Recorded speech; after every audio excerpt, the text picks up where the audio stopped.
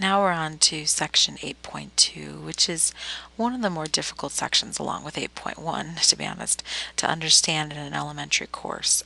What we're trying to get at in both of these sections is how is it different when we're working with groups of samples, random samples, rather than individuals. We were working with individual people all the way up to chapter 7, but from chapter 8 and beyond, we're talking about random samples.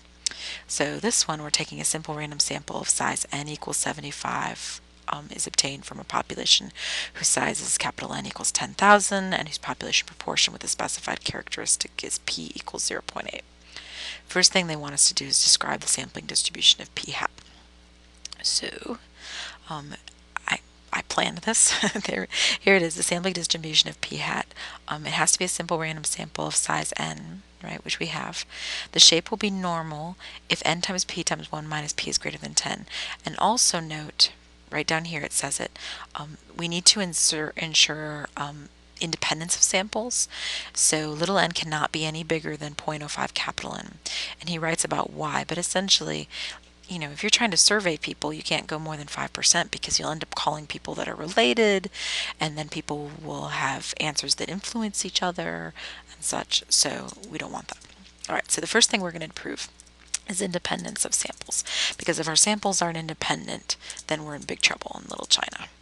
So it means n has to be less than or equal to 0.05 capital N.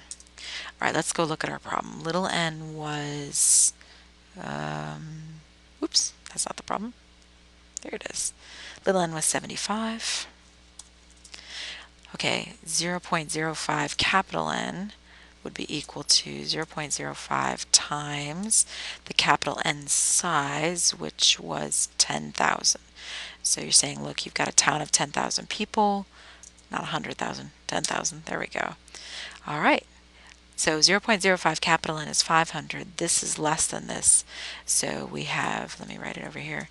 Yes, independence, if I could spell it, of samples. Great. Now we also need to know normality. Now to prove normality, which would be the shape, we have to show that n times p times 1 minus p is greater than 10. So let's find that. Equals 75. Now remember little n for the formula. See, that's little n. That's sample size. That's not population size. We're not talking about the 10,000. We're talking about the 75. P was 0.8 times. You can just do 1 minus p in your head, or you can type it like this, put it in parentheses, right? It's 0.2 if you want to do it in your head. There we go. So this is n times p times 1 minus p. Oh, I probably have that backwards. There, that'll make more sense. There we go. So yeah, the distribution is normal because 12 is greater than 10. Oopsie. Has to be greater than 10, otherwise we don't have normality. So we've got that it's normal. And we have that the samples are independent, which is good. We're almost there. Now we need the center. The center is the center of the distribution. So let me go back. The center is mu sub p hat, which is p, and p was 0.8. So mu equals 0.8. There's the center. The spread, unfortunately, is a little bit dicey. So let's go over here. Spread is equal to the square root of, the formula's over here, p times 1 minus p over little n. Okay, so square root of 0.8 times parentheses 1 minus 0.8. Now notice I have two sets of parentheses there. Got to close them both. Divided by, oopsie, don't close that one yet. Divided by 75. Now close the back one. So you can see the green parentheses is in there. That's the one in the numerator. And then the black parentheses is for the square root. Press enter.